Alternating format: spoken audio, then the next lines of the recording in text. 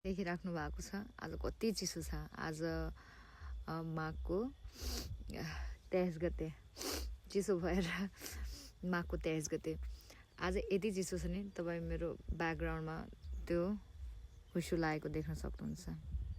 एकदम चिसो, शीत बर्सिरहेछ, माथिबाट शीत बर्सिरहेछ। हिँड्दा पनि टाउकोमा, आँखामा, चस्मामा शीतहरू भइरहेछ र नाकबाट पनि बगिरहेछ।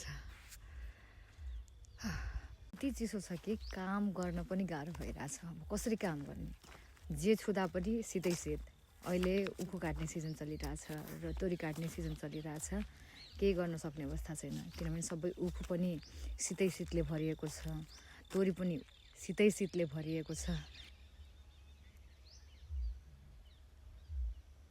काम गरौँ भन्दा केही गर्न सकेको छैन। आगो ताप्यो, बस्यो, दिन नै त्यसरी बितिरहेछ आजभोलि त। यस्तो चिसो छ, यहाँ 12 बजिसक्यो। यहाँको मौसम माइ गॉड, शीत बर्सेर पानी परेको जस्तो भएको छ।